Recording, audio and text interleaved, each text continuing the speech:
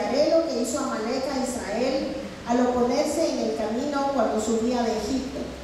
Ve pues y hiere a Amalec y destruye todo lo que tiene, y no te apiades de él.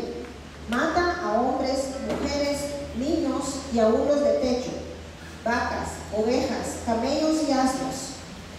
Saúl pues convocó al pueblo y le pasó revista en Telaim 200,000 de a pie y 10,000 hombres de Judá. Y viniendo Saúl a la ciudad de Amalec, puso emboscada en el valle. Y dijo Saúl a los eneos: idos apartados, salid de entre los de Amalec, para que no os destruya juntamente con ellos, porque vosotros mostrasteis misericordia a todos los hijos de Israel cuando subían de Egipto. Y se apartaron los eneos de entre los hijos de Amalec. Y Saúl derrotó a los amalecitas desde Javila hasta Segur, que está al oriente de Egipto. Y tomó vivo a Agag, rey de Amalec, pero a todo el pueblo mató a filo de espada. Y Saúl y el pueblo perdonaron a Agag a lo mejor de las ovejas y del ganado mayor, de los animales engordados, de los carneros y de todo lo bueno. Y no lo quisieron destruir, mas todo lo que era vil y despreciable destruyeron. Y vino palabra de Jehová a Samuel diciendo: me pesa haber puesto por rey a Saúl, porque se ha vuelto en pos de mí y no ha cumplido mis palabras. Y se apesadumbró Samuel y clamó a Jehová toda aquella noche. Madrugó Samuel para ir a encontrar a Saúl por la mañana, y fue dado aviso a Samuel diciendo: Saúl ha venido a Carmel. Y aquí se levantó un monumento, y dio la vuelta y pasó delante y descendió a Gilgal. Vino pues Samuel a Saúl, y Saúl le dijo: bendito seas tú y Jehová, yo he cumplido la palabra de Jehová. Entonces Samuel dijo: pues qué balido de ovejas y bramido de vacas es este que yo oigo con mis oídos. Y Saúl respondió: de Amalec los he traído, porque el pueblo perdonó lo mejor de las ovejas y de las vacas para sacrificarlas a Jehová tu Dios, pero lo demás lo destruimos. Entonces dijo Samuel a Saúl: déjame declararte lo que Jehová me ha dicho esta noche. Y él le respondió: sí. Y dijo Samuel: aunque eras pequeño en tus propios ojos, no has sido hecho jefe de las tribus de Israel. Y Jehová te ha ungido por rey sobre Israel. Y Jehová te envió en misión y dijo: ven, destruye a los pecadores de Amalec y hazles guerra hasta que los acabes. ¿Por qué pues no has oído la voz de Jehová? Sino que vuelto el botín has hecho lo malo ante los ojos de Jehová. Y Saúl respondió a Samuel: antes bien he obedecido la voz de Jehová, y fui a misión que Jehová me envió, y he traído a Agag, rey de Amalec, y he destruido a todos los amalecitas. Mas el pueblo tomó el botín, ovejas y vacas, las primicias del anatema, para ofrecer sacrificios a Jehová tu Dios en Gilgal. Y Samuel dijo: se complace Jehová tanto en los holocaustos y en víctimas, como en que se obedezca la palabra de Jehová. Ciertamente el obedecer es mejor que los sacrificios, y el prestar atención que la grosura de los carneros. Porque como pecado de adivinación es la rebelión, y como ídolos e idolatría la obstinación. Por cuanto tú desechaste la palabra de Jehová, él también te ha desechado para que no seas rey. Miren, es una historia muy triste realmente. Saúl fue escogido como rey de Israel, y él dice que era un hombre pues que tenía una baja estima. Leímos que dice que él se sentía que era pequeño ante los ojos de los hombres. Saúl fue rey en Israel aproximadamente por 42 años. Esto lo podemos verificar en 1 Samuel 13:1, pero no nos vamos a detener ahí. Era un hombre que tenía autoestima baja, y él era un hombre inseguro. Y en determinado momento Dios le pidió que destruyera a los amalecitas, pero la instrucción de Dios fue muy específica, y ante nuestros ojos, si lo viéramos, diríamos que es sanguinario Dios, que pidió que mataran hasta los niños de pecho, que no dejaran a ninguno de los animales. Y vamos a estudiar a quién representa a Amalec. El punto es que este hombre desobedeció. Obedeció, pero de manera parcial al Señor. Y bajo su criterio, Él dejó ciertas cosas que dijo van a ser para sacrificarlas al Señor, para llevarlas al templo. Esto fue tan grave que le costó su reinado. Y yo quiero que hagamos hoy una comparación entre Saúl y nosotros, porque nosotros hemos sido llamados a ser reyes y sacerdotes delante del Señor. El Señor te llamó para que tú reinaras, pero te va a dar órdenes específicas que tú debes cumplir exactamente al pie de la letra como Él lo dice. ¿Por qué se enojó tanto el Señor con Saúl? Porque no ejecutó esta orden contra los amalecitas. Quiero que vayamos capítulos atrás y nos vayamos al libro de Éxodo, capítulo 17, versículos 14 al 16.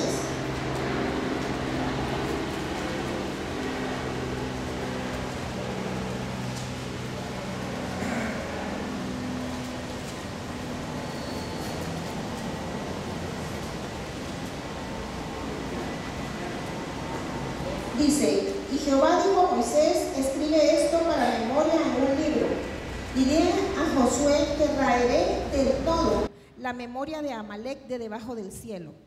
Y Moisés edificó un altar y llamó su nombre Jehová Nisi, y dijo: por cuanto la mano de Amalec se levantó contra el trono de Jehová, Jehová tendrá guerra con Amalec de generación en generación. Los amalecitas fueron un pueblo. Amalec era descendiente de Esaú. Ustedes saben que Esaú era el hijo primogénito de Isaac, y él se casó con mujeres cananeas, y fruto de ellos nació Amalec. En Éxodo 17, 14 fue el que leímos, ¿verdad? Ahora quiero que leamos Deuteronomio 25, 17.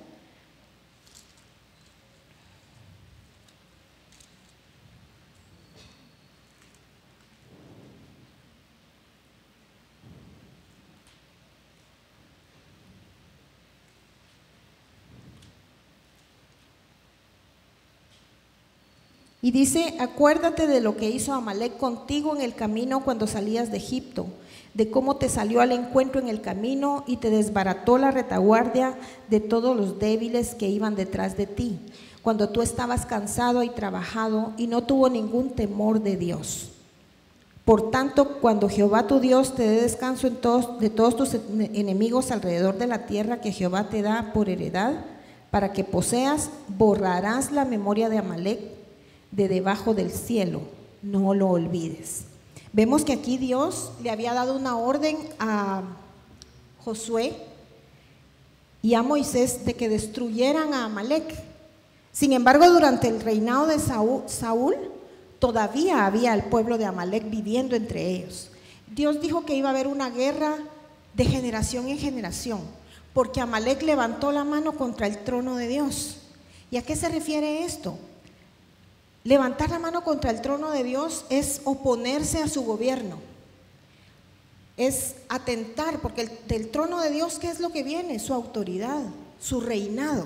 Hoy cantábamos ese canto que me inspiró tanto y me confirmó la prédica de hoy, que decía: desciende, haz lo que haces en el cielo. Y yo me ponía a pensar, ¿qué es lo que Dios hace en el cielo?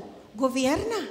¿Ustedes creen que Él le dice a los ángeles: mira, anda para allá y vas a llevarle la respuesta al hermano que está orando ahí? Y el ángel dice: espérate, Señor, un momentito, es que estoy ocupado ahorita, estoy trabajando. Cuando me desocupe, yo voy. Los ángeles cumplen la orden del Señor, y la cumplen en el momento en que Él desata su voz. Y nosotros estamos pidiéndole: desciende, Señor, haz lo que haces en el cielo, hazlo aquí. Y yo quebrantaba mi corazón y le decía: Señor, de veras, hazlo, pero deja que mi voluntad se haga a un lado para que seas tú el que puedas gobernar. Amalec, como decíamos, representa al espíritu, más bien a las obras de la carne, a esa naturaleza carnal que todos llevamos dentro desde el momento en que Adán y Eva pecaron. Se manifestó una rebeldía, una rebelión. Y si ustedes se dan cuenta, la rebelión es lo que hace que levantemos el dedo contra Dios, cuando nos oponemos a que Él ejecute su voluntad. Vámonos a ver, porque hoy vamos a usar mucha Biblia, hermanos. Todo lo que hablamos en este púlpito no se puede hablar si no hay respaldo de la palabra, si no son invenciones, y cuando en algún momento hablemos algo que no está respaldado bíblicamente, no lo crean. No lo crean. Vamos a Gálatas 5, 17 al 21. Y por cuestiones de tiempo, porque tengo muchas citas, voy a leerlo de lo que tengo aquí en la computadora. Me gusta usar mi Biblia porque queremos educar a la gente a que regrese a la palabra, ¿verdad? ¿Cuántos de aquí trajeron su Biblia hoy? No tengan pena, aquí la recojo yo. ¿Cuántos trajeron su Biblia? Ok, ¿y cuántos trajeron su teléfono? Ok, queremos que regresen a usar su texto. ¿Saben por qué? Porque hay momentos en que no hay internet, entonces no hay palabra.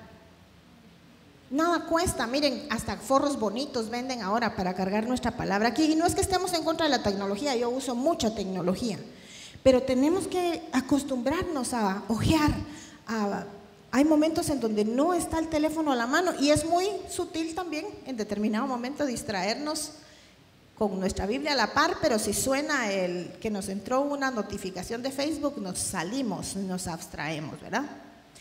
Veamos Gálatas 5, 17 al 21. Dice: porque el deseo de la carne es contra el espíritu, y el del espíritu es contra la carne, y estos dos se oponen entre sí, para que no hagáis lo que quisiereis.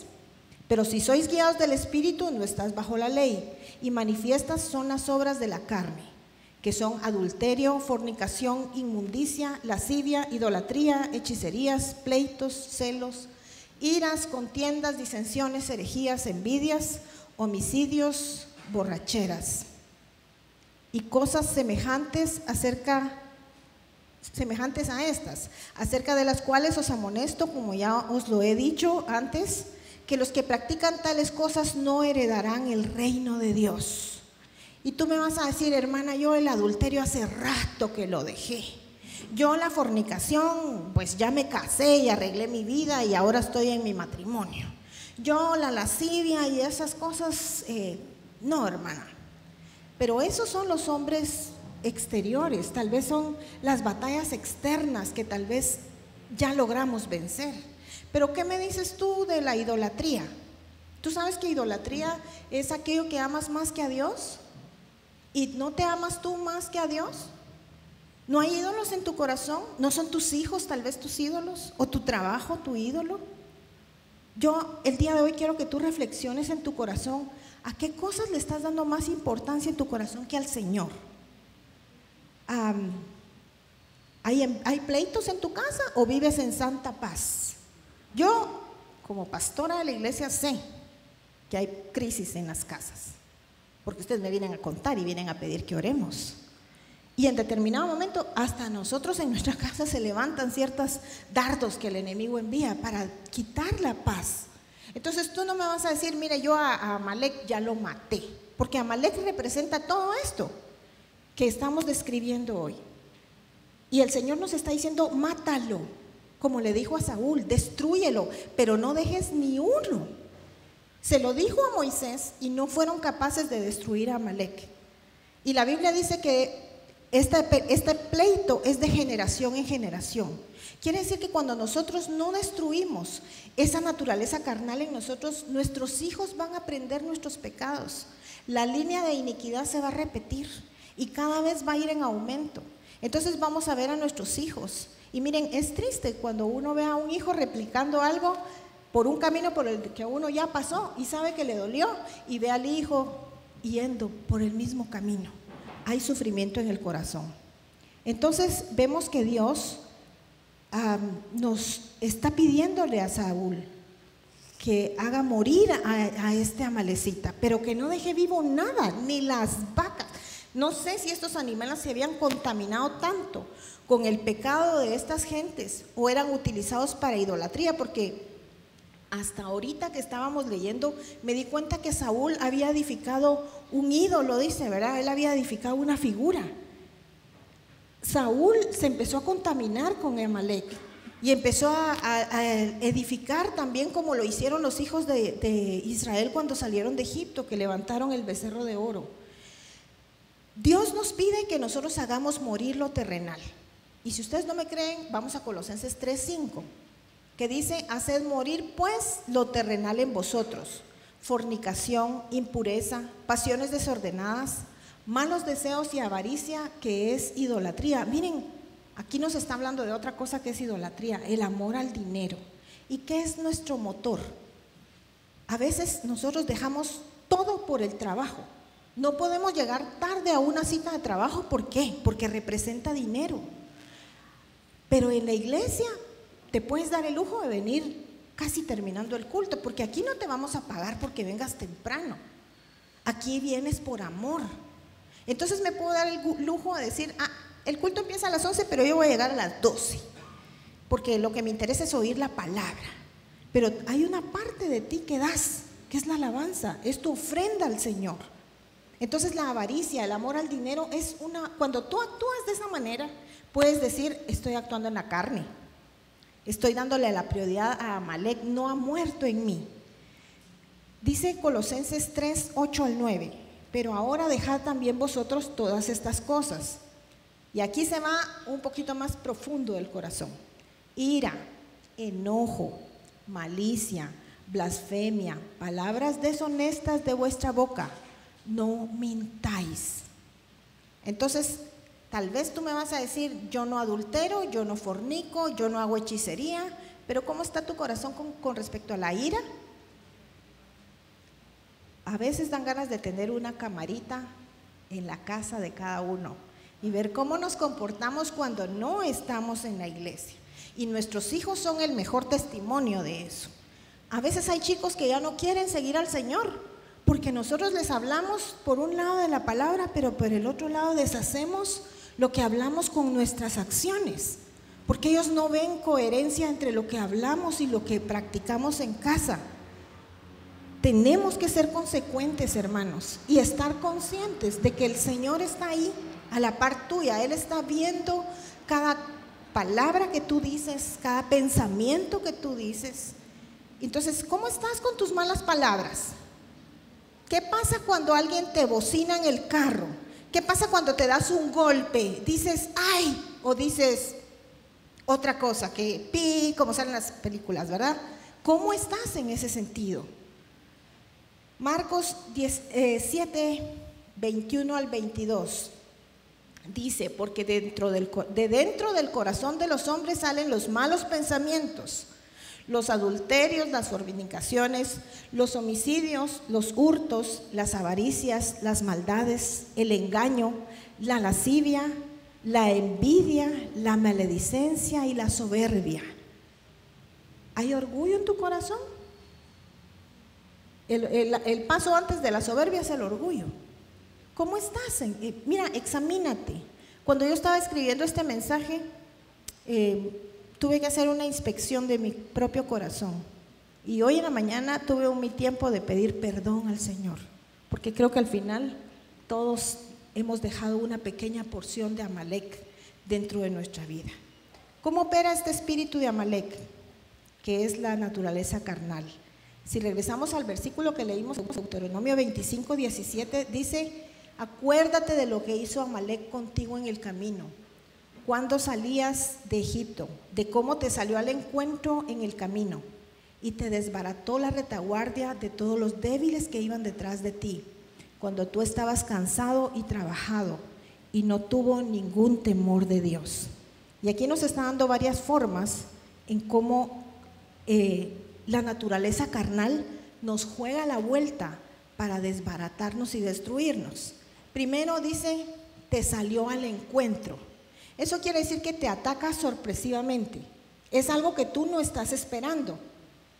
Los israelitas acababan de salir de Egipto, habían visto la mano poderosa de Dios sacándolos, liberándolos de la esclavitud. Dios les había dado el maná, habían tenido sed y Moisés acababa de golpear la roca para que el agua viniera y ellos pudieran satisfacer su sed. Ellos estaban viendo milagros del Señor. Y les sale Amalek sorpresivamente. Ellos venían victoriosos, venían celebrando. Y a veces nosotros estamos así, estamos pensando: yo fui a la iglesia hoy, estoy en un culto glorioso, la presencia del Señor vino sobre nosotros, se manifestó, Y llegas a tu casa y se vuelve aquel gran pleito porque no se ponen de acuerdo con la comida, o en dónde van a ir a refaccionar, o te invitó la suegra y tú no querías ir. Y entonces ahí, en ese momento, cuando estás celebrando que saliste de la casa de Dios, te viene el pleito. ¿Y cómo vas a reaccionar en ese momento? Vas a hacer, o muchas veces siquiera es al salir de la iglesia, es antes. Tenemos que llegar temprano, levantémonos, y se arma aquel pleito porque no hay colaboración en casa. ¿Por qué? Porque la prioridad está mal puesta. La prioridad es seguir durmiendo, la prioridad es mi día de descanso. Yo no quiero ir hoy a la iglesia, quiero quedarme en la cama. Y a veces el pleito es antes. Nosotros teníamos la costumbre de que pues cuando salíamos de la iglesia generalmente llegaba gente después a almorzar a mi casa. Entonces yo quería que las hermanas llegaran y encontraran mi cocina nítida, ¿verdad? Ningún trasto sucio, todo en orden, porque las hermanas van a venir y van a ver cómo estoy. Pero en ese afán de querer dejar todo nítido, nos agarraba la tarde. Y veníamos tarde a la iglesia y veníamos peleando en todo el camino. Eso era antes de ser pastores, ¿verdad? Ahora ya no. ¿Por qué? Porque aprendimos a priorizar. Y llegó un momento en que nos sentamos y dijimos, ¿qué es más importante? ¿Salir en paz y llevar nuestro sacrificio al Señor, o estar pidiendo perdón en el altar por aquella gran gritada que nos pegamos antes de salir para la iglesia? Entonces decidí, los trastos se pueden esperar y las hermanas pueden entender que mi prioridad es venir a la casa del Señor en paz, ¿verdad? Entonces la Biblia en 1 Corintios 12:10 dice, el que cree estar firme, mire que no caiga. Nosotros no nos podemos confiar en que yo voy a la iglesia, yo soy líder, yo estoy en el grupo de oración, yo sirvo, entonces la carne a mí no me va a tocar. Mira, sí te está tocando, y te está tocando fuerte, y te está afectando tu casa, y tus hijos te están viendo. Dice también, desbarató la retaguardia. La retaguardia es los últimos. Quiere decir que él ataca por la espalda. La naturaleza carnal es traicionera, es engañosa. La Biblia dice en Jeremías 17:9, engañoso es el corazón del hombre más que todas las cosas, y perverso, ¿quién lo conocerá? A nosotros nuestra carne nos juega la vuelta diciéndonos, apelando a nuestro sufrimiento. Es que tú has trabajado muy duro, entonces te mereces darte una escapadita. Es que en mi casa no me tratan bien, entonces, pero la secretaria sí me trata bien, entonces yo tengo derecho a que a mí me digan palabras cariñosas. O al revés, ahora hay mujeres que también dicen, es que yo necesito un abrazo y mi esposo no me lo da.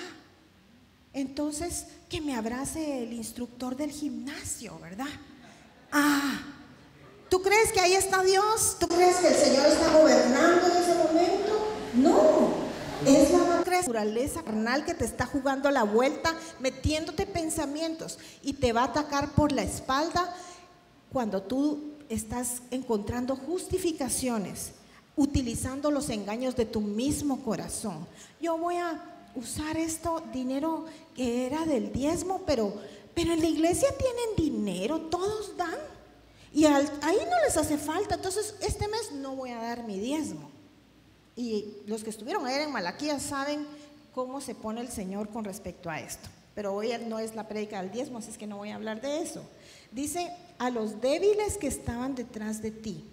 En 1 Samuel 30, del 2 al 4, leemos que cuando los amalecitas atacaron a David, se llevaron a las mujeres y a los niños. Y los hombres lloraron porque les destruyeron sus hogares. El enemigo va a buscar nuestros puntos vulnerables, el lado de niño que tú tienes adentro, ¿verdad? Es que a mí mi papá no me dio afecto, es que yo soy traumado porque a mí me decían que yo no servía para nada. Y entonces el enemigo ahí va a tocar. ¿Dónde, verdad? ¿Dónde estás débil? ¿Cuáles son tus puntos vulnerables?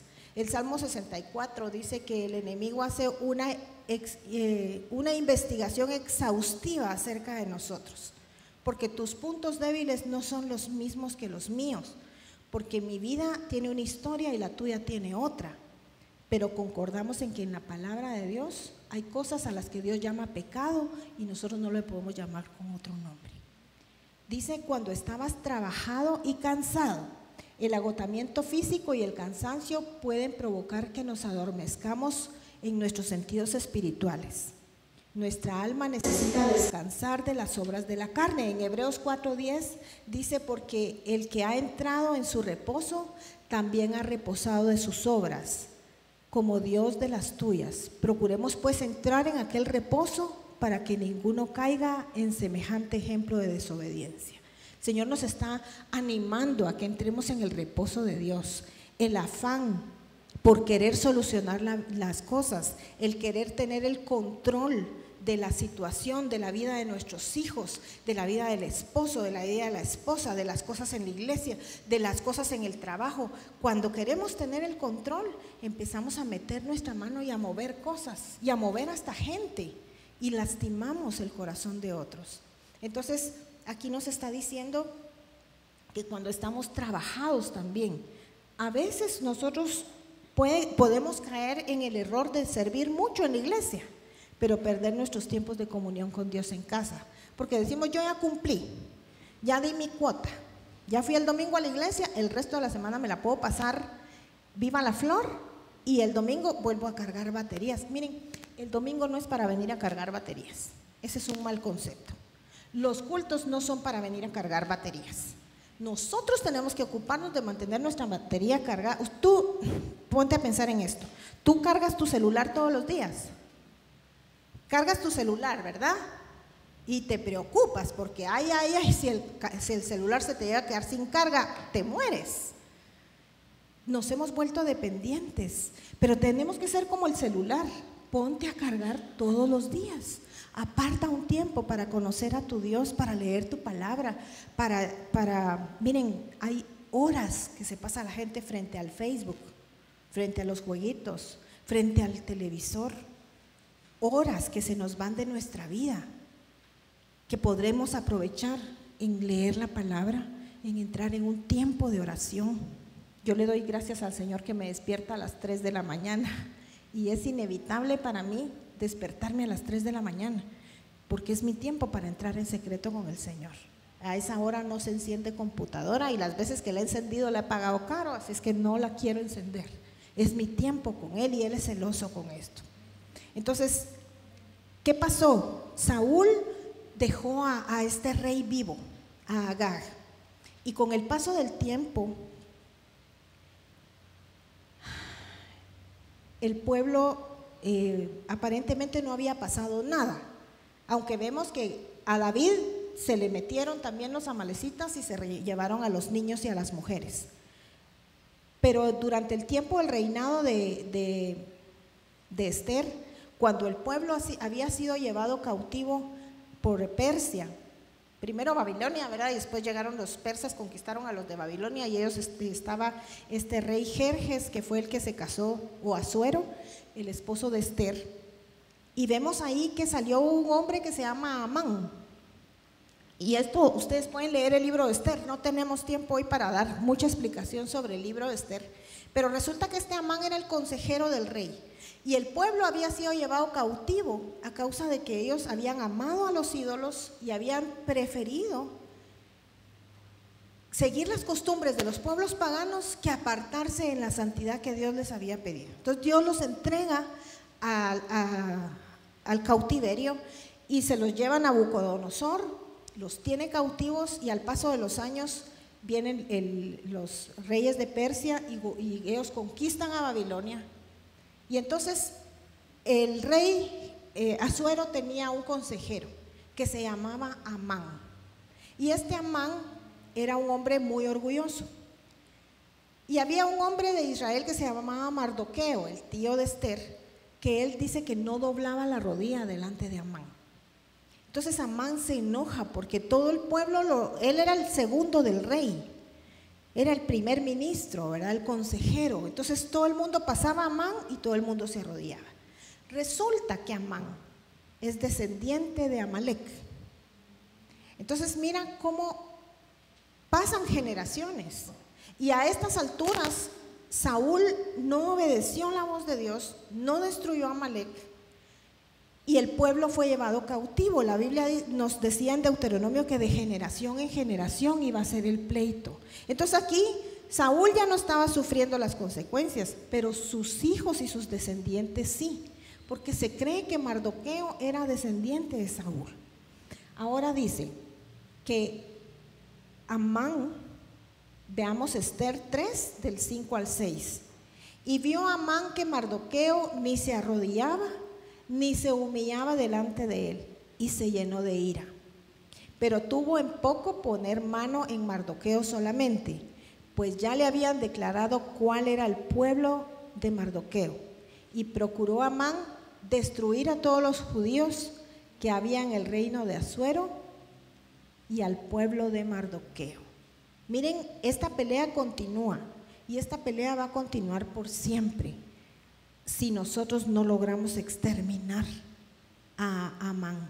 En este caso, a Amán, descendiente de Amalek. Dice que él no tuvo en poco solo Mardoqueo, dijo a todo el pueblo. Los judíos nuevamente vuelven a ser atacados por los amalecitas, y ese pueblo siempre quiso derrotarlos. De hecho, Amalek fue el primer pueblo que apareció, los primeros enemigos que tuvo Israel. Fue la primera nación que peleó con ellos saliendo de Egipto. Quiere decir que cuando tú conoces a Cristo, se establece una batalla en tu corazón. La Biblia dice que tenemos una lucha con dos naturalezas: la naturaleza carnal y la nueva naturaleza, la nueva criatura que Dios ha implantado, que es su vida, y el Espíritu Santo está ahí para respaldarnos.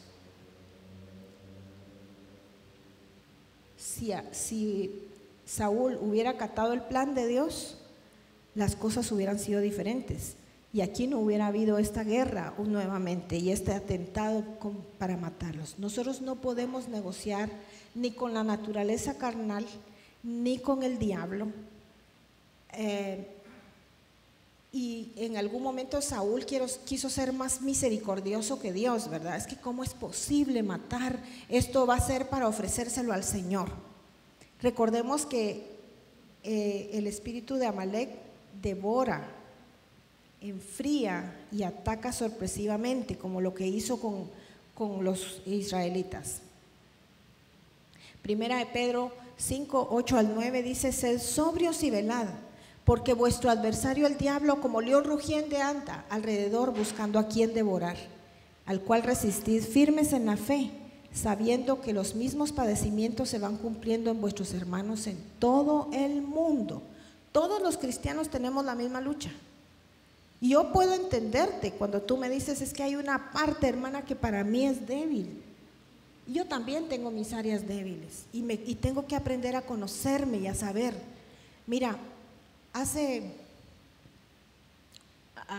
como 3 domingos estábamos durante la alabanza, y mi costumbre es, cuando cantamos un canto, meditar en lo que estoy cantando, no repetir como loro, sino, por eso es que el himno de hoy, de Desciende, yo empecé a desglosar las palabras que estábamos diciendo, y me recuerdo que ese día estábamos cantando un canto que decía: donde quieras, como quieras, yo lo haré, Señor. Y a la tercera vez de estarlo cantando, el Señor me habló a mi corazón y me dijo: donde yo quiera y como yo quiera. Y precisamente yo estaba en ese momento teniendo un dilema, porque había algo que el Señor estaba pidiendo que yo hiciera que yo no quería.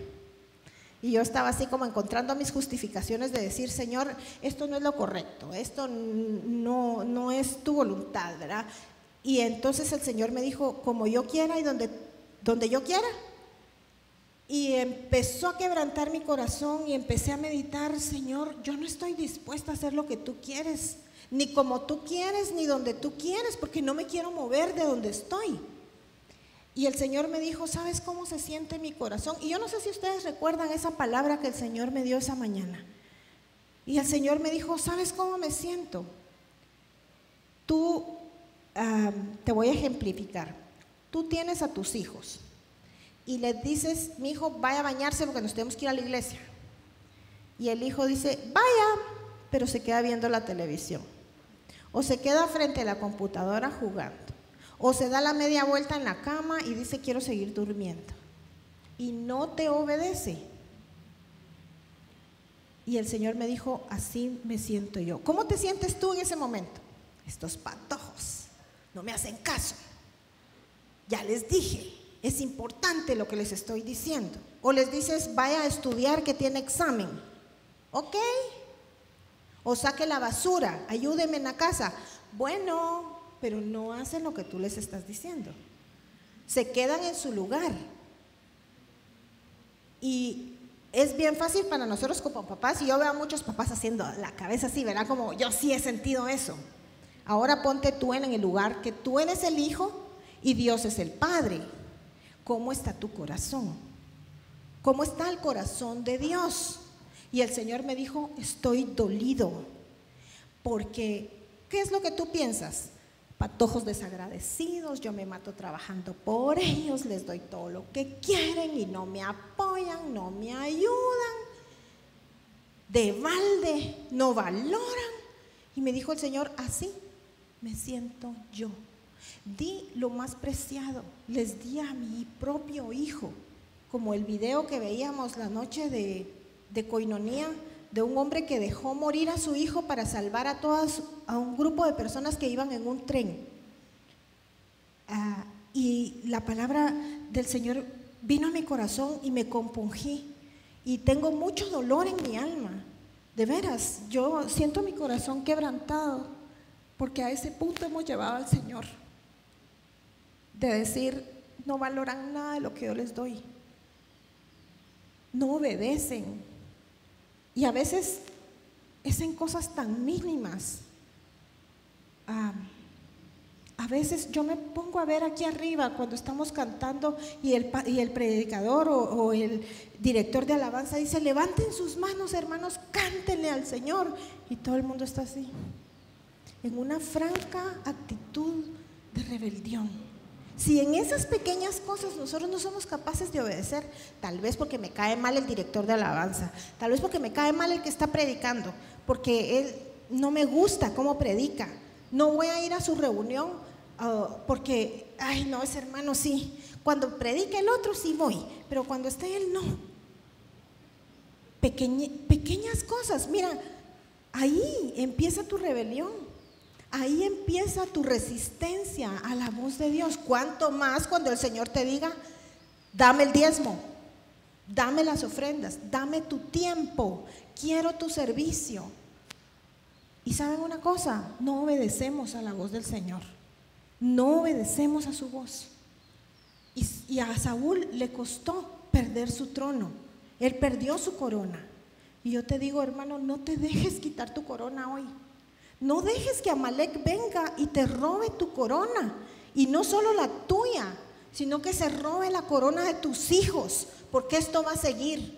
Si tú no te detienes en tu pecado hoy, esto va a seguir, al punto que el pecado después lo vas a ver manifestado en la vida de tus hijos. Tristemente, pero así es. Y el Señor nos está pidiendo, destruye a Amalek, hazlo morir, haz morir esas obras de la carne. Ahorita estás bien campante porque hay un tiempo en el que Dios te da y extiende misericordia, porque el Señor es paciente con nosotros y espera que nosotros procedamos al arrepentimiento. Pero yo te voy a decir una cosa, Dios también tiene un límite, y hay un momento en el que Dios se cansa de esperar a que tú reacciones. Y después vienes aquí, cuando estábamos cantando este canto de desciende y haz lo que haces en tu reino, el Señor me dijo, es que lo que pasa es que aquí los papeles están invertidos, porque la gente ora y dice, es que Dios no me contesta, entonces me enojo con Él y me voy. Y Dios te tiene que obedecer a ti cuando tú le pides las cosas, si Él es Dios. No es al revés, no es nosotros los que tenemos que obedecerle a Dios, no somos nosotros los que tenemos que seguirlo porque Él es el Rey de reyes y el Señor de señores. Pero no, yo oro y le doy una orden al Señor. Y muchas veces empleamos términos como yo reclamo y yo exijo y yo pido. Mira, hermano, cámbiale su tono, por favor. cámbiele el tono al Señor, porque aquí usted se está acercando al Rey de Reyes y al Señor de Señores. Yo sé que esta prédica no es agradable oírla, porque es difícil aceptar que estamos en esta condición, pero así es como estamos. Esther 3:13 dice: se enviaron cartas por medio de los correos a todas las provincias del rey para destruir, matar y exterminar a todos los judíos, jóvenes y ancianos, niños y mujeres en un solo día, el día 13 del mes 12, que es el mes de Adar, y sus posesiones dadas al saqueo. ¿No era esto lo que Dios le había pedido a Saúl que hiciera? Destruir, matar y exterminar. ¿A quiénes? A jóvenes, niños y ancianos y mujeres. Amalek le dio la vuelta y él sí está obedeciendo, pero en sentido contrario, lo que Dios pidió. Destruir viene la palabra hebrea shamad, que significa exterminar, aniquilar. Es convertir una cosa en pedazos. Yo podría agarrar estos lentes y pegarles con un martillo y destruirlos. Es dejar inútil, porque después ya no los puedo utilizar nuevamente, ¿verdad? Es inutilizar, y el enemigo te ha inutilizado tu vida a través del rencor, a través de tu pasado, a través de aquellas cosas que te quedaste dando vueltas y que no has podido perdonar, a través del temor. Muchas veces nosotros dejamos de hacer las cosas porque me da miedo, porque ¿qué van a decir de mí? Por la vergüenza. Matar significa arruinar, es quitar la vida causando dolor por medio de la tortura. Esa es la palabra original en el hebreo. Y Satanás no tiene, él no tiene el poder de quitar la vida. Pero cuando estás ante una situación muy abrumadora, ¿qué es lo que tú piensas? Ojalá me muriera. Y esa es la puerta que se abre para que tantas enfermedades autoinmunes vengan a nuestra vida. Entonces, no te vas a morir, pero vas a vivir una vida minimizada, una vida a medias, porque vas a estar sufriendo de enfermedades, sufriendo de dolencias. Y todo esto es porque nuestra naturaleza carnal se opone a obedecer la palabra del Señor. El Señor nos ha dicho que tenemos que perdonar a nuestros enemigos. Sin embargo, nosotros no queremos perdonar. Y yo he oído mucha gente que dice: es que eso yo no lo perdono, no lo voy a perdonar, no lo voy a superar. Exterminar significa desaparecer, borrar, eliminar. Es hacer que se desaparezca todo, especialmente una especie o una raza. Hay animales que están en peligro de extinción, y yo les podría decir como que hubiéramos cristianos que estamos en peligro de extinción. Estamos quedando muy pocos cristianos que realmente tenemos el valor de hablar esto, porque nos gusta hablar de que vamos a ser prosperados, de que las cosas nos van a ir bien, de que nosotros vamos a tener dinero, de que vamos a tener bendición, pero nadie quiere decirte estas verdades, hermano. Y mira, yo estaba tratando de cambiar mi tema. Sinceramente, yo decía mi primer prédica y no voy a llegar con la espada desenvainada a volar cabezas. Perdónenme por lo que les estoy diciendo, de veras, pero el Señor me dijo: tú lo tienes que decir. Y todavía Guatemala ahora me terminó de confirmar, porque la oración del día 6 era: haznos hijos obedientes. Haznos hijos obedientes. Y la alabanza de hoy terminó de confirmar: Dios quiere que tú sepas esto, porque tienes un enemigo adentro de ti. Al final no es Satanás. Mira, Satanás se aprovecha, pero el peor enemigo que tú tienes dentro de ti eres tú mismo. Bueno, ya les dije qué es lo que está pasando con Amalek, pero no nos podemos quedar aquí, porque yo les he hablado de que debemos destruir a Amalek, debemos hacerlo morir. Pero ¿y cómo me vas a decir tú? Bueno, lo primero que tienes que hacer es aceptar a Cristo en tu corazón. Si alguno de ustedes no ha hecho una decisión verdadera por el Señor, yo te quiero decir: Cristo murió en la cruz. Amalek había hecho que el rey Asuero firmara un decreto un decreto real que no se podía revocar. Entonces, ¿qué pasó? El rey Asuero, como Esther le hizo la petición, tuvo que emitir un nuevo decreto donde decía que los judíos tenían el derecho a defenderse. Y mira, esto me hace erizarme, porque eso es lo que el Señor te está diciendo. Hay un decreto, porque la paga del pecado es muerte y tú mereces morir. Pero el Señor emitió un nuevo decreto, el nuevo pacto a través de Jesucristo. Y te está diciendo, tú tienes derecho a defenderte. Agarra tus armas espirituales y defiéndete.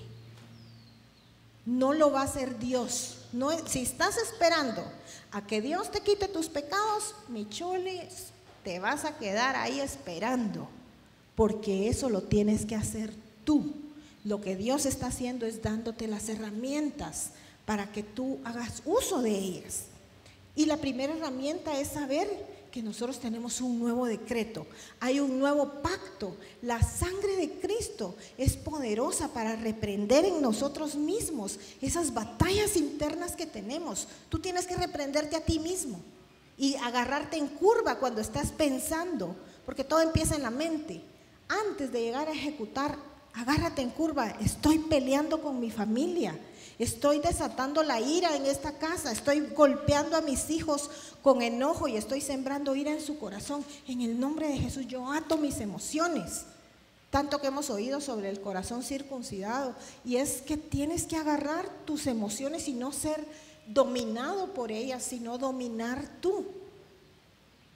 Hebreos 7, 18 al 19 dice: queda pues abrogado el mandamiento anterior a causa de su debilidad e ineficacia, pues en nada perfeccionó la ley, y dé la instrucción de una mejor esperanza por la cual nos acercamos a Dios. Este nuevo decreto establece: cree en el Señor Jesucristo y serás salvo tú y tu casa. Romanos 6:6 dice: sabiendo esto, que nuestro viejo hombre fue crucificado juntamente con él, para que el cuerpo del pecado sea destruido, a fin de que no sirvamos más al pecado. Mira, te toca crucificarte a ti mismo. Tú solito vas a tener que llegar a la cruz y tal vez pedirle a alguien de acá de la iglesia, ¿verdad? A un siervo que te ayude. Métame el clavo, hermano, pero métamelo bien adentro para que no me pueda bajar. Y ahí vas a tener que exponerte y pedir ayuda, porque uno solito no se va a poder crucificar, pero voluntariamente llegar. Duele, y en el momento en el que ya está sucediendo, por eso es que el altar del holocausto tenía cuernos en donde se amarraba a la víctima que iba a ser sacrificada, porque ya viendo la muerte cerca, uno empieza a luchar, y la naturaleza carnal va a luchar diciéndote: no, mira, todos los cristianos lo hacen, el pastor lo hace, nadie es perfecto, todos pecan, date un tiempo, mira, no es tan malo. Y tú tienes que poner oídos sordos a esas palabras y a esos convencimientos que te quiere dar la carne. Segundo, la palabra del Señor es nuestra espada. ¿Cuántos creen que tienen una espada en su mano a través de la palabra del Señor? La Biblia lo dice, y dice que Amalek fue destruido a filo de espada. Entonces usa tu palabra, pero no, tienes que leerla, tienes que estudiarla y tienes que vivirla. Hay muchos cristianos que conocen la palabra, pero no la viven. Saben que el Señor dice que tenemos que vivir en santidad, pero viven echándose los tragos el fin de semana y viendo pornografía y tomando y fumando y ensuciando el templo. Entonces, ¿cómo vas a poder usar tu espada? A la hora que la quieres usar dices: no puedo, porque yo sé que tengo aquel pecado allá atrás, y eso te quita autoridad. Vive en la palabra. Mira, aquí, y no es porque seamos tabernáculo de adoración, pero hemos tenido suficiente instrucción. Y si quieres más, siguen las instrucciones. Aquí hay cultos para todos. Hay enseñanza para niños, para jóvenes, para mujeres, para hombres, para matrimonios. Para los que quieren más profundo, hay instituto bíblico. Tú no puedes quejarte de que no tienes acceso. Hay células a donde tú puedes congregarte, pero por favor aprende a usar tu espada. Si no, el enemigo te la va a meter a ti, porque ya vimos que o tú lo matas o él te mata. Pero aquí uno tiene que salir vivo y otro tiene que salir muerto.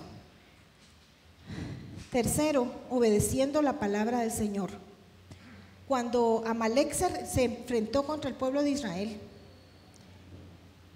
fue una batalla muy larga y entonces Moisés se cansaba, pero dice que cuando Moisés levantaba las manos, el pueblo vencía, y cuando Moisés bajaba las manos, el pueblo era derrotado. Moisés tenía en sus manos una vara que tenía escrito el nombre del Señor, y el Señor te está diciendo: sométete a la autoridad y obedece. Nosotros no podemos vivir sin una autoridad sobre nuestras vidas. Los hijos tienen padres, las esposas tienen esposos, los esposos tienen jefes, todos tenemos pastores y líderes en diferentes puntos, y tenemos que aprender a reconocer los niveles de autoridad y saber cuándo estamos abajo y cuándo estamos arriba. Cuando nosotros estamos cantando aquí en la alabanza, pues el Señor nos ha permitido ser los pastores de la iglesia. Sin embargo, en el momento en el que el director toma el micrófono, yo tengo que ponerme bajo la autoridad del director, cantando en el coro. ¿Por qué? Porque él es la autoridad que Dios está respaldando en ese momento. Y no importa si yo soy la pastora de la iglesia, él tiene más autoridad que yo cuando está dirigiendo alabanza, y tengo que obedecer a lo que él dice. Entonces, si dice cantemos en do, cantamos en do. Si dice repitamos, repetimos. Si dice levanten las manos, levantan las manos. Hay niveles de obediencia que tenemos que tener en nuestra vida. Y yo te pregunto, ¿estás obedeciendo? Porque hay gente que dice, es que yo le obedezco a Dios. Jehová es mi pastor. Ok, pero Jehová puso también personas sobre ti. ¿Estás obedeciendo a tu esposo? ¿Estás obedeciendo a tus padres, chicos? Los que están aquí, poquitos, pero hay. ¿Están obedeciendo a sus padres? ¿Están oyendo el consejo? ¿Estamos obedeciendo a la palabra de Dios? Dios quiere que vivamos en obediencia y obedecer al Señor en todo. Y por último, dice que con alabanza y oración. En 1 de Crónicas 4, 41 al 43, dice: y estos han sido escritos por sus nombres. Vinieron en días de Ezequías, rey de Judá, y desbarataron sus tiendas y cabañas que ahí hallaron, y los destruyeron hasta hoy. Los hijos de Simeón fueron al monte de Seir, llevando por capitanes, y destruyeron a los que habían quedado de Amalek, y habitaron ahí hasta hoy. Miren, hasta en los tiempos de David,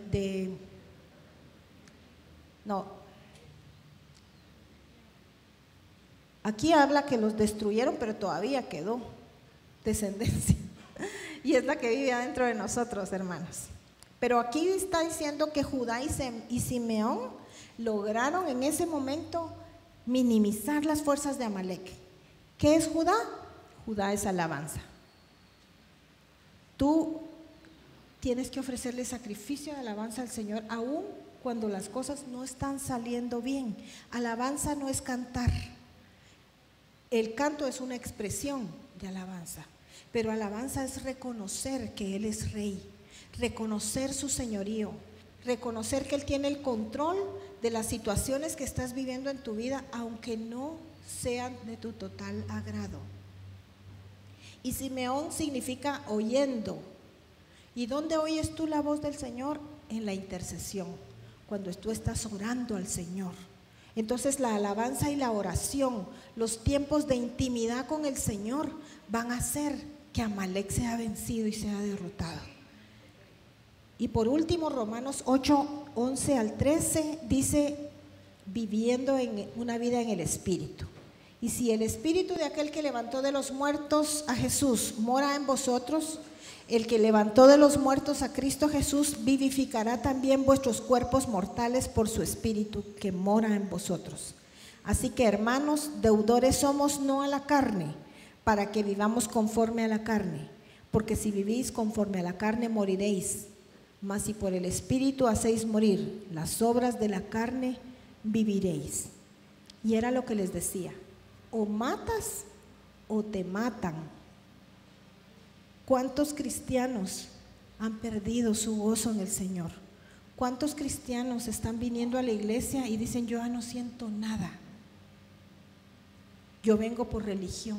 Mira, Dios no es religión, Dios es vida. Y Él quiere que tú tengas una relación viva con Él, pero para eso tienes que obedecer y exterminar. Saúl dijo: estos son chiquitos, estas son cositas, estoy dejando a las vacas, estoy dejando solo al rey, y maté a todos. Y a veces nosotros decimos: es que yo ya no peco. Pero mi inquietud hoy es: examina tu corazón, de veras examínate, y vas a ver que vas a encontrar algo que todavía está vivo ahí y que te está haciendo la vida imposible con Dios.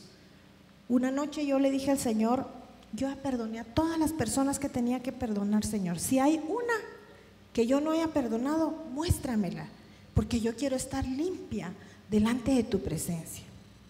Y el Señor me trajo un recuerdo a mi mente de un suceso y dije: no la he perdonado. Entonces me levanté a orar. Eran las 3 de la mañana y eran las 6 de la mañana y yo seguía perdonando gente. Y Dios seguía recordándome: tienes rencor contra este, tienes rencor contra este te lastimó, este te hirió, este te ofendió.